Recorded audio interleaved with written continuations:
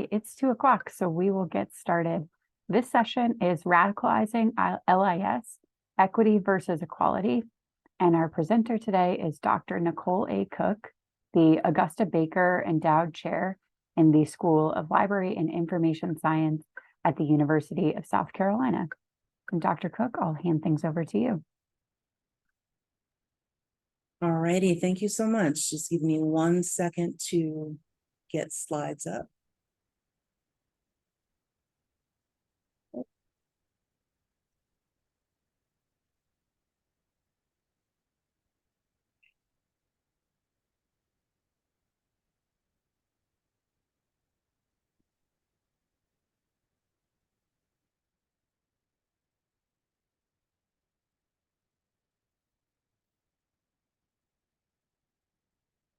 Apologies, and Devin can just tell you, I just had them up.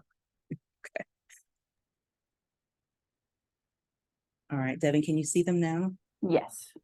Okay, perfect. Thank you all for your patience. All right, so welcome everyone. Grateful to be here with you this afternoon to have a little discussion about being radical in library and information science. As Devin mentioned, I'm Nicole Cooke. I'm at the University of South Carolina School of Information Science.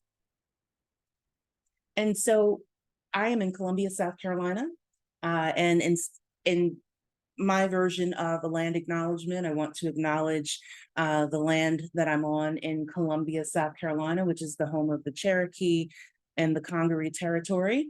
And I just want to give you all some resources for Indigenous work and, servicing and learning more about our Indigenous populations.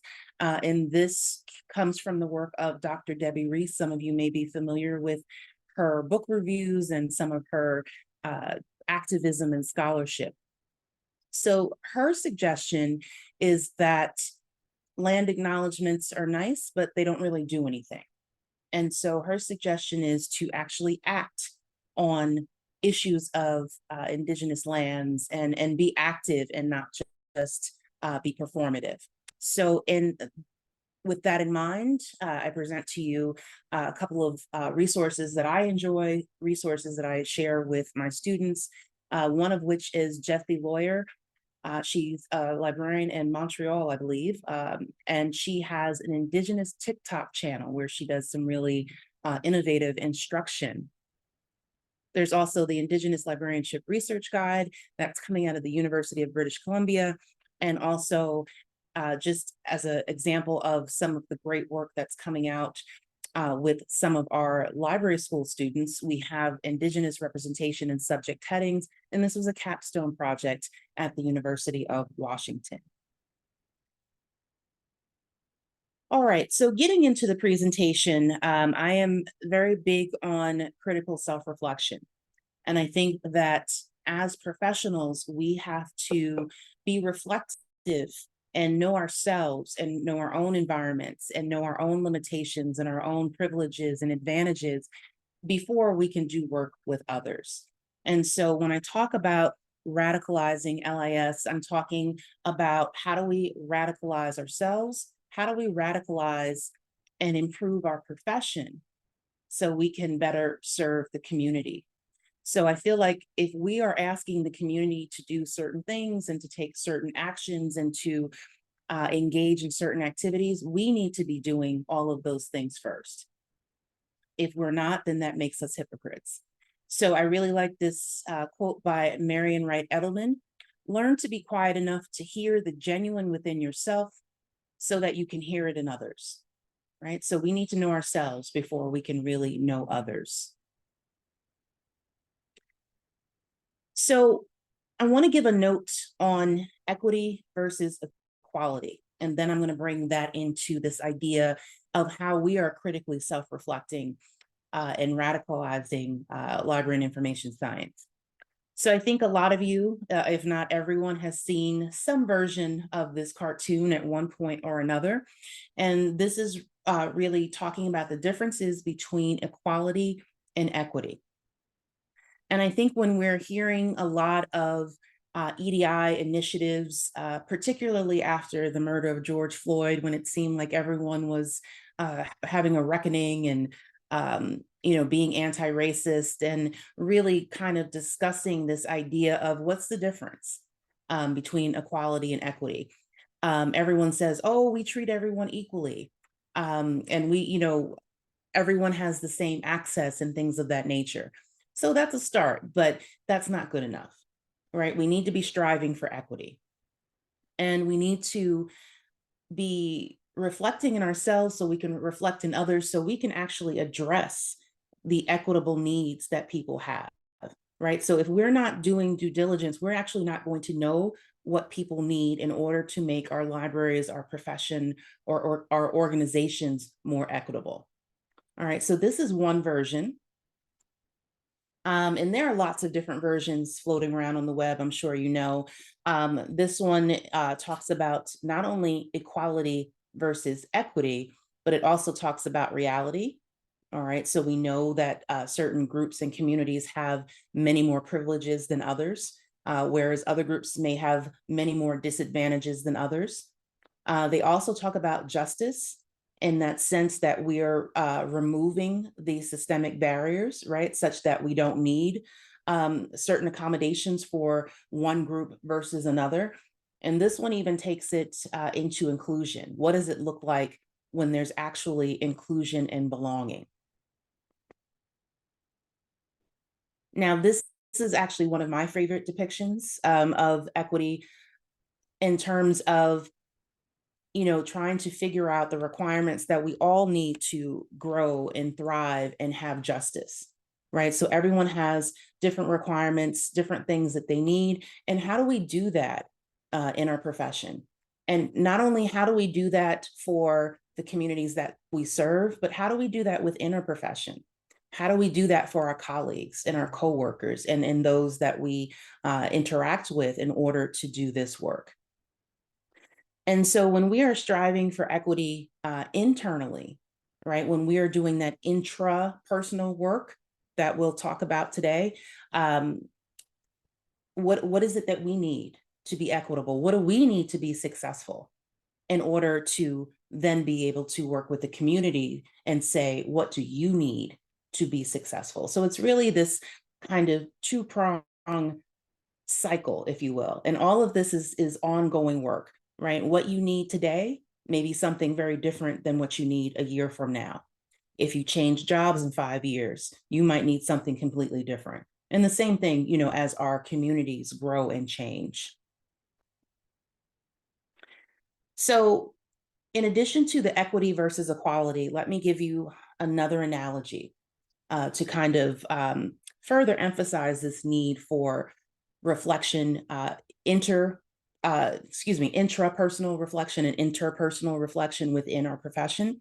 So imagine you have this, stunning building, right? And it has, a wonderful paint job, and it has flowers, and it has sculptures, and it's just very inviting. It's just very pretty, and it just looks like someplace you would want to be, right? And we all know how these things work in libraries. You need a committee for the flowers, you need a committee to pick the sculpture, you need all of these committees to make sure that everything is right. So imagine you get all of that done, and then you open the door and it's a complete mess inside.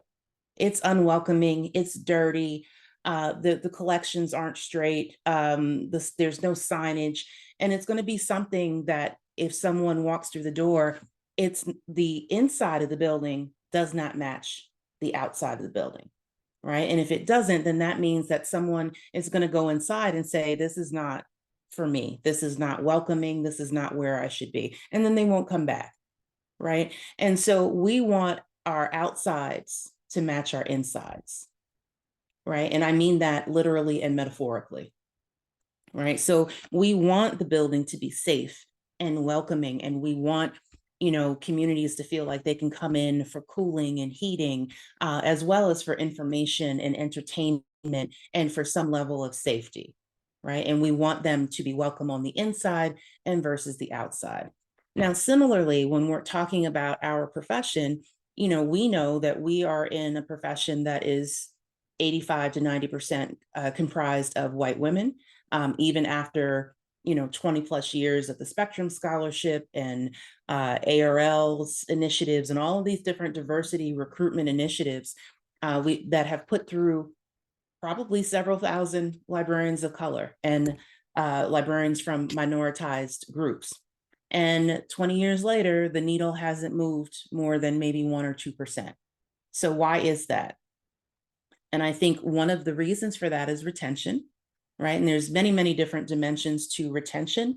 But for our purposes today, one of the retention issues is that the profession and also perhaps the organizations that these librarians are entering have a really pretty front, but aren't really as pretty on the inside. And they're not conducive to growth. They're not really conducive to equity, diversity, inclusion. They're not conducive for these librarians. All right. So again, physically, or excuse me, literally and metaphorically, we need to get our house in order, right? Our house needs to be in order before we can tell the community what they need to be doing and before we can adequately and most compassionately serve them. All right. So before we talk about racism, white supremacy, social justice, and all of the things to the outside world, we need to talk to each other about these things. So you may have seen different versions of this floating around the internet, the racism iceberg. And you can have an iceberg for really any of the isms, right? Classism, ableism, sexism, etc. Right. So the idea here is that you have this iceberg, and what's visible is overt racism. So this would be like burning crosses, things that are just really egregious, that presumably society has agreed that this is just unacceptable and we can't have this anymore. Then underneath, what we don't see is covert racism. And these are the difficult topics that we don't want to talk about, but we know they're there, right? So we have white privilege, we have microaggressions, we have all sorts of things. I mean, there's literally dozens and dozens of things that are kind of informally accepted, right? We know they're there, we don't like them, we know they're not right, but it might require conflict, or it might require leadership that we don't really have in our organization to say, you know what, this is not acceptable, we're not doing this anymore. So in addition to the overt racism, which presumably should be unacceptable, but there are places where very overt racism is still happening, unfortunately, we need to be thinking about how we can have these hard conversations so we can start eliminating some of the covert racism and the covert isms as well, right? So again, this is part of that retention issue and just part of what we need to be thinking about in terms of who are we as LIS professionals? What is LIS as a profession? Is it where we want it to be? And how do we get it to where we want it to be, where we think it should be? So if you haven't read the book by Sarah Ahmed, and it's Belonging in Higher Education, and I can send the citation to our moderators to pass on to you. And I think I'm getting the title wrong, but it's a really amazing book and it's very accessible. And Dr. Ahmed talks about diversity in higher education, and she talks about it as a disruption to the status quo, right? Especially in higher ed, but in lots of other places, there is this perception that people are very liberal and that, yes, we want diversity, equity, inclusion, belonging, but they don't really do it. Like they talk the talk, but they don't walk the walk, right? And we've seen this recently in the news in a lot of different corporate settings where the diversity officer has been laid off or has been dismissed, or that position has been eliminated, right? So after George Floyd, not to say that there weren't diversity positions before that, but then there was this rush to have, all of these position so we can have these conversations and we can make our organizations anti-racist. And now 3 years later, they're cutting all these positions, right? So that tells you a lot about how these positions are actually really valued, and that a lot of this work and a lot of this initiative was really performative. And so that's what Dr. Ahmed calls happy talk, right? I'm going to talk the talk all day long, and I'm going to make you think that I'm on top of it and that I'm the most EDI focused organization ever. And then you come in there and, back to that previous analogy, if you open the door, my house is a mess. I don't have a diverse staff. The few minoritized folks that are on the staff are unhappy. They're being microaggressed, et cetera, right? So the outside does not match the inside. Dr. Ahmed also goes on to say that diversity is used as a policy mechanism. And really what that means is that you're using buzzwords, right? So in your mission statement, your vision statement, your policies, your strategic plans, et cetera, you have all of the right language, right? So if someone were to come in and audit you or even just observe, and you showed them all these documents with the buzzwords, it looks like you all are right on track, right? And I just a question for you to think about and reflect on as we continue our conversation. If someone came into your organization and looked at all these documents and your policies and your procedures, what would they see? Right? Would your organization pass the happy talk test? Would there be what they call papered diversity and institutional passing, where your organization looks good, right? So not only what would they see today, but if that person, this auditor, if you will, were to come for a week or for a month, then what would they see? Would they see that your actual operations match your paper or match your policies? Would they see that there's a disconnect? Or would they say to you, yeah, I think the outside of your library matches the inside of your library? All right, so that's Dr. Sarah Ahmed. So talking about happy talk, buzzwords, using EDI as a trend. And really one big part that, really tweaks me the most, I think, is this commodification, right? So we have this pendulum that swings, every now and again, that EDI, belonging, anti-racism, inclusion, CRT, you name it, that it becomes very, very popular.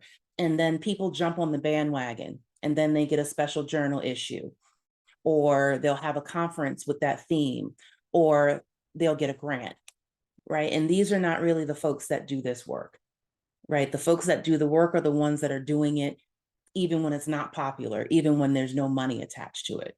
All right, so keep commodification in mind as well. All right, so another thing that Dr. Ahmed mentions is conditional hospitality. All right, and I want you to think back again to that analogy with the inside, does it match the outside? And so the conditional hospitality is when you are welcomed with the expectation that you give something back in return.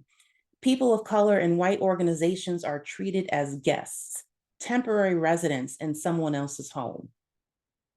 All right, so let's think about conditional hospitality. Again, not only about how we are welcoming our communities into our organizations, but think about our colleagues. Think about the profession at large, and how we are having difficulty diversifying this profession, because a lot of librarians from underrepresented or minoritized groups are welcomed into the profession under conditional hospitality. Okay. All right, so when we are thinking about, what our organizations look like, what we would like them to look like, and then when we are doing our own personal self-reflection, we need to be able to recognize, identify, and name the mechanisms of systemic injustice. What are the real barriers, right? And we're not going to talk about critical race theory, but you are all familiar with the controversy that surrounds it. And CRT has really become kind of this boogeyman and really this catch-all, and it represents everything that certain groups and certain people don't like, right? But in reality, it gives us a framework and gives us language to identify these mechanisms of systemic injustice and racism, right? So we can't change something that we can't name. We can't fix something that we can't name. All right, so we have to be able to name it and have real conversations in order to get to some level of equity. Okay, so then another question for you as we are moving on, think about how willing you are to share or give up some of your privilege so that others may experience some level of equity. Okay. All right, so when we get to this idea of being radical, and radical can mean a lot of things to a lot of different people.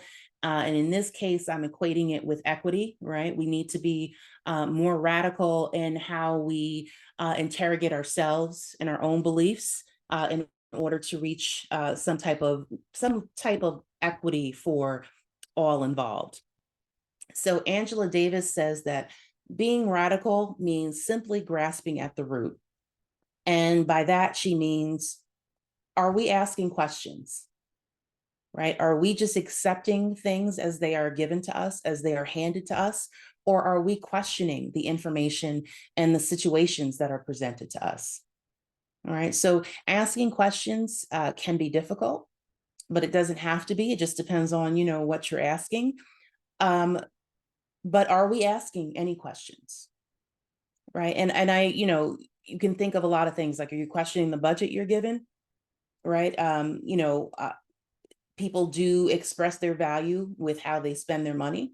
Right. So if you think about, again, the corporate equity initiatives, they're putting all of this money to it, and all of a sudden it just disappears. Right. That does demonstrate their value or their valuation of EDI. So are we questioning that? Are we questioning where our job ads go? Are they going to the ethnic caucuses? Are we really trying to reach diverse professionals for the jobs that we post? Right. So being radical means challenging that status quo, whatever that status quo looks like, and asking the questions and asking, how can we make things better? How can we make things more equitable?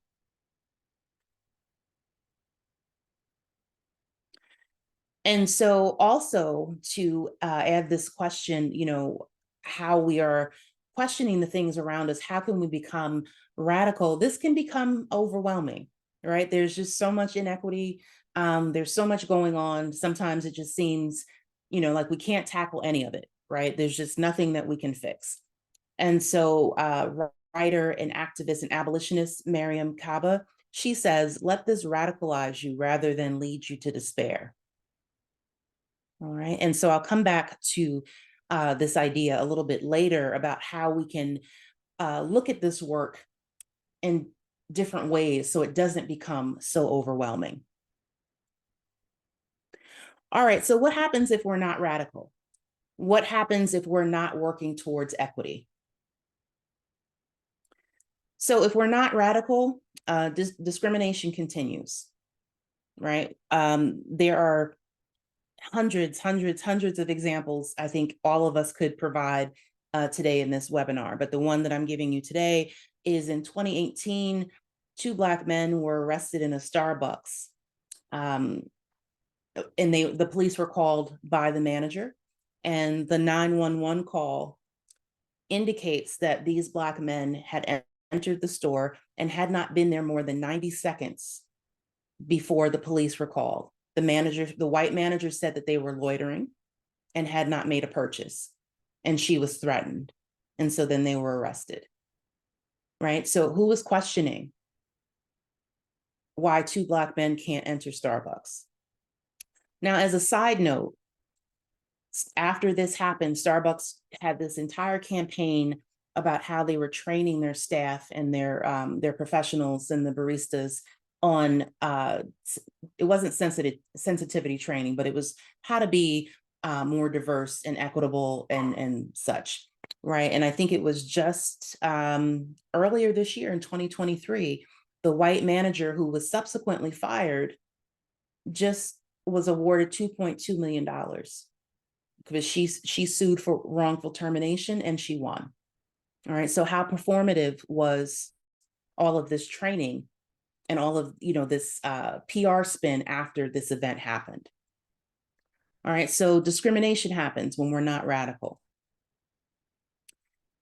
We have violence. We have, again, literal and metaphorical violence when we're not radical. All right. So, as an example, we had the mass shooting at the Tops grocery store in Buffalo, New York. The perpetrator in that instance, he admitted to traveling to Buffalo, to this particular neighborhood, because his research told him that this was going to give him the highest number of African Americans that he could shoot. All right. So, these are perhaps extreme examples, but unfortunately, they're becoming more common, and we're not asking the right questions. I think this is one that we're all particularly sensitive to right now. Book challenges and bans and censorship, right?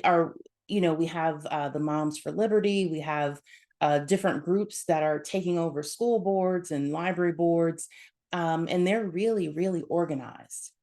And I always wonder why we're not as organized as they are, right? Are we asking the right questions? Are we showing up to the right meetings? Do we have the right coalitions, to be able to fight back against these groups that are trying to really just rob us all of information? Yeah. So we have censorship if we're not radical, and we have it. We have threats. The one example that I like to give here is that there is a library in Prince George's County in Maryland, and I think it was maybe 2020, relatively recent. During Pride Month, they had graffiti on their different buildings, and one in particular had groomer spray painted across the front door, and this was to protest Pride displays, Pride story times, all during Pride Month. And the kicker for this particular example is that the person doing the graffiti was a school librarian. All right. So again, there's a lot within our own house and our own profession that we need to address before we can go out into the community. And then we have microaggressions, right? We can have a whole conference on microaggressions. I do always point people to a website called LISmicroaggressions.com. They're not as active as they used to be, but they allow people to submit anonymously and submit the microaggressions that they have experienced in their workplace. And this is library based, right? So the people submitting work in libraries. And these are microaggressions that they receive from patrons and also from their coworkers, right? So again, we have things inside the house, inside the profession that we need to be addressing. All right, so the ultimate measure of a person is not where one stands in moments of comfort and convenience, but where one stands in times of challenge and controversy. All right, so this is me challenging all of us, myself included, to continue to ask questions, to continue to speak up, and to continue to talk back when we see these things happening. Because if we don't, we're just allowing the status quo to fester and to perpetuate. All right, so Dr. Sino is a researcher in Ohio, and I heard him speak, and I was really moved just really by this simple sentence that he gave. He said, "I am fully human when I recognize your humanity." And when we're talking about, what happens when we're not radical, and some of the examples that I gave you, a lot of this is happening because the humanity of others is not being recognized. And people are otherized, or I should say othered, and treated differently. And ultimately, they're not being recognized as human.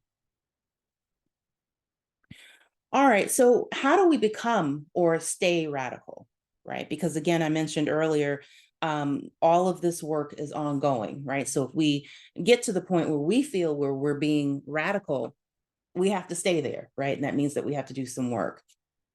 And so this is what I call radical re-envisioning of ourselves and also of the profession. And this is by no means a comprehensive list. You may, reflect back on our conversation later and say, oh, I would add, this to this idea of radical re-envisioning. So I have critical or radical self-reflection. I have radical empathy, and I have cultural humility. And we'll go through these in the next few slides. Now, critical self-reflection refers to the process of questioning one's own assumptions, presuppositions, and how we make meaning. All right, so essentially it's us questioning how we move in the world, how we form certain habits, why we form certain habits. And then when we get to this idea of cultural humility is the idea that we understand that we always have something to learn, that we can always grow and change and do better, right? So to me, they kind of work hand in hand in the sense that if we are questioning our own presuppositions, that means that we have some level of cultural humility, right? Because we know that we can do better. We know that we don't know everything. All right. And then radical empathy, I'll show you, is kind of a culmination of being radical in different ways. So again, with cultural humility, it is also about understanding power imbalances and privilege, right? I have certain privileges and I have certain disadvantages, right? I always tell my students that, as someone who has a PhD, I have a lot of privilege on my campus. But when I leave my campus in my car, I'm afraid of being pulled over by police because I'm a Black woman. Right. So we all have different privileges. We all have different disadvantages. And sometimes they're in conflict with one another, or sometimes they work together, sometimes they don't, etc. Right. Everything is just always very fluid. And this is about also holding systems accountable. And that's, again, where asking the questions comes into play. Now, cultural competence, again, we can talk about this all day, but how do we gain cultural knowledge of other groups, right? And this is where I think that cultural humility and cultural competence work together cyclically, right? Because again, you need some level of humility in order to gain the cultural knowledge, right? But with cultural competence, it's more than developing self-awareness. It's developing this awareness of other cultures and actually being able to prioritize the stories and the experiences and the richness from other cultures and bring all of these things to the table. And to talk about how cultural competence and cultural humility work together, this is actually a sneak peek of the model that I'll have in my forthcoming second edition of Information Services to Diverse Populations. It's a book on cultural competence in library and information science. And I've been working a lot with cultural competence and cultural humility over the last 10 years and really thinking about how it is a process, right? And how they work together and how, we come to this idea of being competent, being humble, being radical, and how this is an ongoing cycle. All right, so this is just a quick way to show that the work is ongoing. And if you look at the top middle where cultural activism is, this is really the culmination of being culturally competent and being having cultural humility, where you bring all of this expertise and all of this reflection and you bring it to action. All right, I think action is the key here, because what are we doing with all of this new knowledge and reflection and feelings about equity and how we can make things better? We actually have to do something. Okay. All right, so to continue this train of thought, particularly with action, let's talk about a few ways that we can also be radical in addition to asking questions. So we can have radical hospitality. Remember earlier we mentioned conditional hospitality. We actually want to have radical hospitality. We want everyone to feel welcome. And this gets into this idea of inclusion and belonging. All right. But we want to focus on others, and we want them to be able to see themselves in our organization and our collections and our services, et cetera. And we don't want them to feel like they're guests. We then have radical love. And by radical love, we mean we want to be open to a wide range of experiences. And so this is somewhat related to cultural humility, that we are opening ourselves to something that's different. And even if it's something that might make us uncomfortable because it's different, we want to be open because we know that by being open and sometimes having discomfort, that's how we grow and change. We also have radical honesty. And by radical honesty, we want to bring our whole self to the conversation or to the situation. And I work with aspiring librarians in the classroom, especially those who are doing some type of teaching or instruction. And we talk a lot about radical honesty in library instruction, right? You have to want to be there with the students, right? Because a lot of what happens in the classroom, whether it's library instruction or you're teaching a full credit course or what have you, a lot of the learning can sometimes be dependent on the rapport that we develop with others or the relationship that we have with others, right? Because someone's not going to learn from you if they feel like you don't like them or if they can sense that you don't want to be there, right? So are we really being radically honest when we're bringing ourselves to our communities and to our coworkers? We have radical candor, and we want to care about the whole self when engaging with others, right? So we don't want to just focus on their minoritized status or, whatever type of oppression or disadvantage they may have. They may have a disadvantage, but they may have a whole host of privileges, and we want to look at them as whole people, right? So a very simple example that I would give to my students is to say, you have someone that has a disability that may come into your library and is using a wheelchair. You don't want to focus on their physical. That might not be why they're in the library. That might not be the information that they need. They may want a cookbook, right? So this is about looking at people holistically and not making assumptions. All right, so all of these different types of radical behaviors, they lead up to this idea of radical empathy. And there's a really great book on radical empathy by Terry Gibbons. And Dr. Gibbons gives these 6 points for radical empathy. She said we have to be willing to be vulnerable, right? Again, we have to, bring our whole selves and be willing to be uncomfortable. We have to be grounded in who we are, right? And that's that whole idea of critical self-reflection. We have to open ourselves to the experiences of others. All right, so that's cultural competence and cultural humility. We have to practice empathy. We have to take action. As I mentioned, everything kind of culminates in action. And we have to create change and build trust, right? And I would also add maintain trust. All right, so I alluded to this earlier, this idea that there's so much work to do, it can sometimes be overwhelming. And I would suggest to you that we do this work on a micro level, a meso level, and also a macro level, right? So the micro level is the internal work that we do. That's the critical self-reflection that we've been talking about. The meso level, or the middle, is, what's the work that you're doing at the workplace or in your community or at home, right? And then, of course, macro is going to be larger society.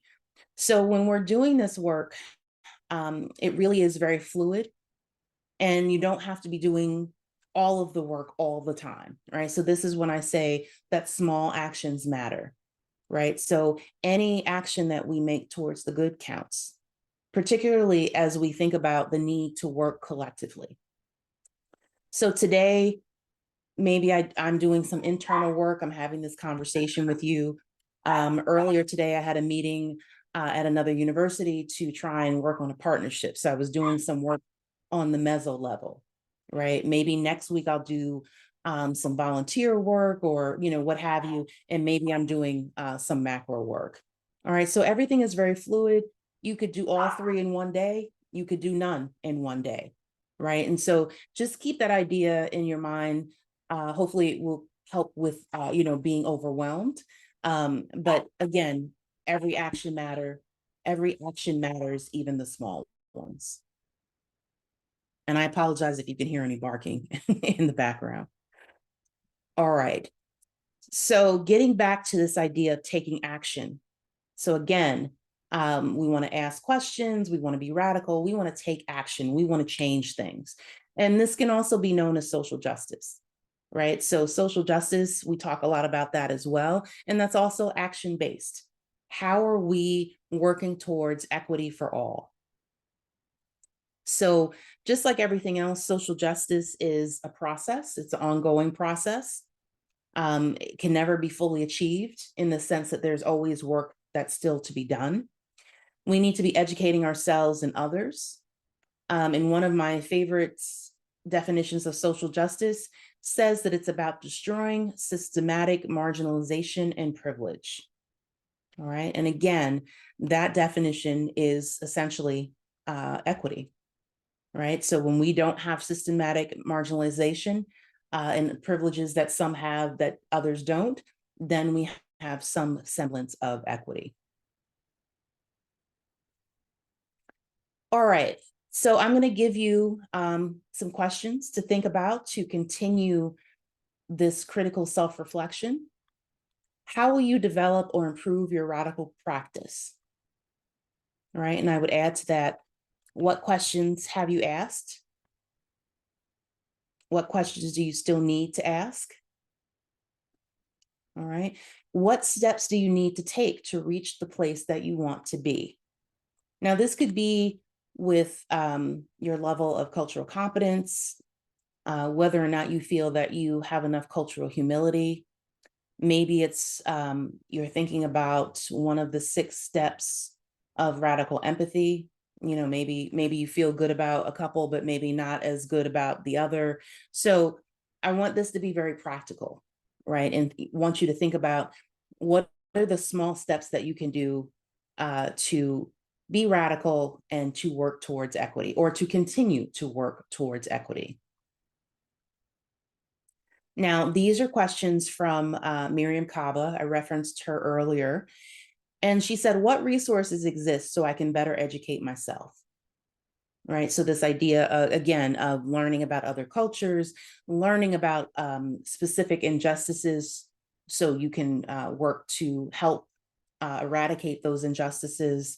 What's already there, right? So none of this is about recreating the wheel. So who can you read? And that goes into the second question: who's already doing this work, right? Who's working on the injustice that you're interested in? And do you have the capacity to offer concrete support? All right. So this is, if you're working to help a colleague or working to help someone in the community, do you have the capacity to personally help them? Or is this something that you can refer them to another resource, right? So you can still provide help. You can still work towards equity, even if everything is not coming from you personally, right? So again, this is about tapping into existing resources and also working collectively, right? So maybe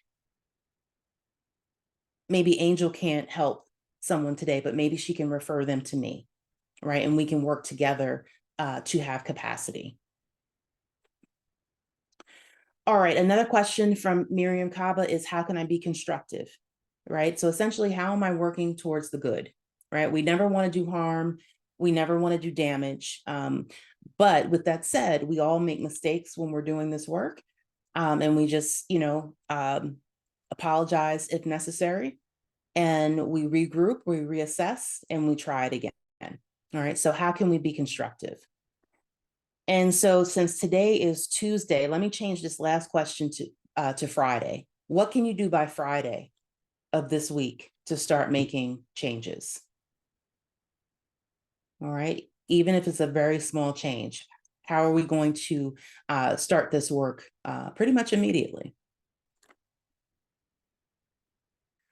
All right. So as I close, and hopefully we have some time for Q&A, I just want to put this forth. This is something that I saw online this week. There's no denying that we are in a very complicated time in history. We've got 2 wars going on. We've got a lot of things happening. And people have very different feelings, and others are feeling that they can't express themselves because they don't want to offend, right? So everything becomes very complicated. And we want to help and we're not sure how to. And again, this idea that it just becomes so overwhelming that sometimes the easiest thing is just to say, I can't do anything. All right. So I saw this online. This really spoke to me, and I wanted to share it with you today. So it says, do not be daunted by the enormity of the world's grief. Do justly now. Love mercy now. Walk humbly now. You are not obligated to complete the work, but neither are you free to abandon it. All right, so I have the sourcing here. It comes from the Torah, and it comes from different sources, and it's been pulled together. And I can also send this to the moderators, so you'll have this particular slide as well. All right, so with that in mind, I want to thank you for your time. I've been giving you a lot of potentially hard questions, a lot to think about. But I do appreciate your time and your good energy. I can feel it. And just being willing to have these conversations. So it is a pleasure to be here, and hope we can have some conversation. Thanks so much, Dr. Cooke. We have one question that came in regarding the trend of increasing diversity in HBCU libraries through hiring more white librarians or military-based members, often with conservative political views. How does this align with the cultural understanding and values inherent to HBCUs? What does it mean? Let me see. What does diversity mean when it comes to Black universities? Yeah, that's an excellent question. And I feel like the questioner knew that I was actually at a HBCU this morning. I was at Benedict College. South Carolina has 8 HBCUs, and my program is in the beginning stages of creating relationships in order to establish collaborations, because we want to recruit from HBCUs in a small way, not a small way, but in a larger effort to diversify the profession. Let me put it that way. And so HBCUs have a very distinct culture. If you've never been to one, please go visit, please go support. You can feel the culture and the difference when you're on a HBCU campus versus a not HBCU campus, right? So I work at a PWI, which is a predominantly white institution. And it's just it's a different energy, right? So to the questioner, the short answer is it's a huge difference. And I do wish more people understood the difference. Or I should say, I wish people cared more to understand the difference. And as I was talking to the director of the library at Benedict College today, she's a HBCU grad herself. She's been there for 25 years, and she has a very distinct understanding of what her students need, right? So usually they're so much smaller, with the exception of Howard and Spelman, which are bigger, but the other ones are so small, they're under-resourced, but they have, I think it's hard to explain, but to the questioner, because I don't want to go on a tangent, I think sometimes they're looked at as just jobs, right? And that I'm not saying that there's anything inherently wrong with that, but I do think that those are special jobs in the sense that if you are not completely culturally competent and have some level of humility and radical empathy when you're going into this particular space, you are doing yourself and that community a disservice. Now, I would say something similar for very distinct communities, even for public librarians, but since the question was for HBCUs, that is, I think, how I would respond to that. I should also add there was a follow-up to the question from the attendee asking, what does it mean bringing a radical practice into HBCUs?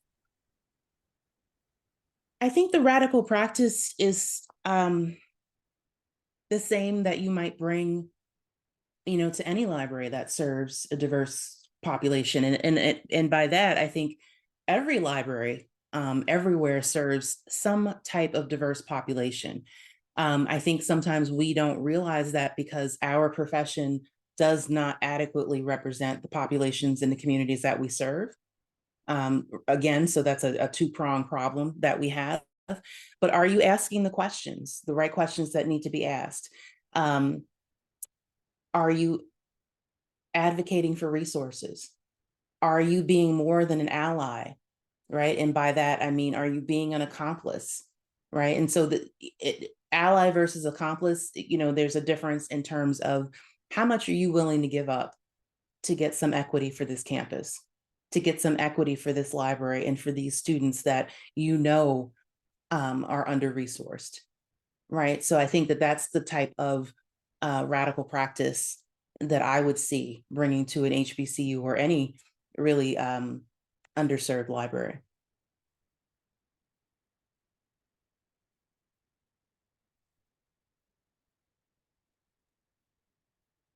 Folks, do we have any other questions? Feel free to send them into the chat.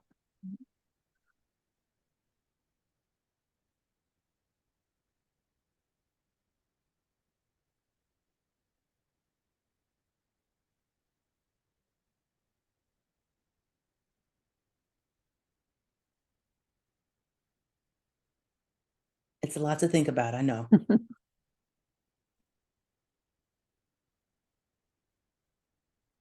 All right, well, in that case, we will shift into, we have one question here. Asking, our library is currently reworking its job posting for an equity coordinator. How can we make sure that that position isn't just a paper diversity?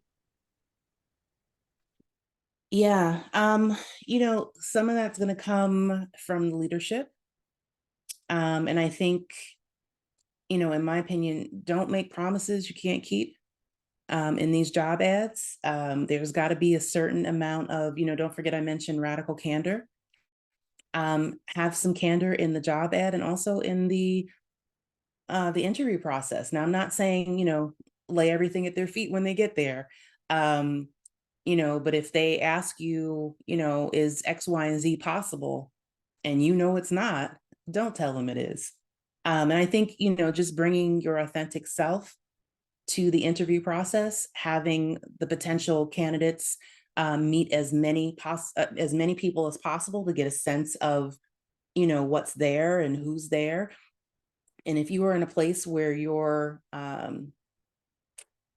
staff is not diverse, be honest about that, because they are going to ask you, right? And just be honest. We're trying to be radical. We're trying to build the diversity of our staff. We're trying to work on retention and things of that nature. And I, again, like everything else, I think it's about building and sustaining rapport, and just being as radical as possible, and just being real about, what's available, what's not, and where you want to be. Like those reflection questions I gave you, where do you want to be, right? That's part of what the candidates want to know. And please send it to the ethnic caucuses and, tap some of your resources to have the job ad sent to as many places as possible.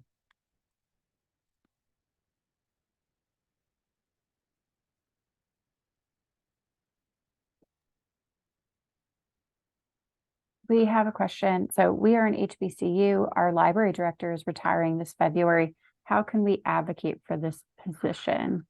Do you mean to keep the position? The link is not Okay. opening for me. Let's see. Oh, for keeping, how can we advocate for, it looks like the director of the library position. For the person who sent in this question, if you wanted to clarify a little bit about advocating for the Yeah, and the library reason, director position. yeah, I'm just hoping that they don't mean the director position will be eliminated since the person's leaving.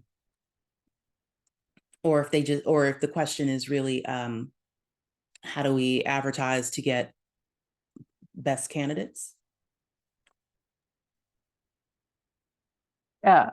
Good question. We want to keep for sure. Okay.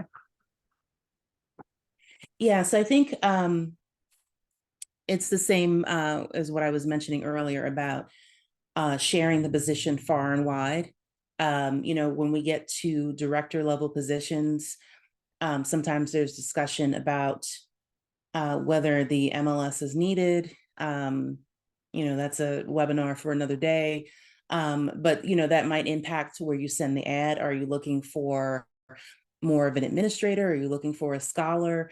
Are you looking for an HBCU graduate? Like there's a lot of different dimensions. And I think, when you define who it is you're really looking for, that kind of gives some clue as to where to send, or, where to send the ad and how to recruit and things of that nature. But I would send it far and wide. HBCUs are having a little bit of a renaissance in terms of how people acknowledge and, know that they're there. And just again, I was at Benedict this morning, and they're having a complete renovation. They're currently weeding a fairly old collection, and they're removing 50,000 volumes, and they're going to, transform into a digital space. So they're trying really hard to be responsive to the times, to the needs of their students, to their campus, and they're getting the investment and the buy-in, from their administration to have this. She said the building's going to be gutted and just redone and modernized, right? So I'm sure they're not the only one. I think this is a good time for folks to, take a renewed look at HBCUs. So definitely send that ad out wide and talk about what's good and why people should be there. And I think, again, I think sometimes we miss the opportunity to kind of sing our own praises. And I mean that, professionally, in the places that we work and what we can do and how great the profession is, and sing that HBCU song and get some good candidates.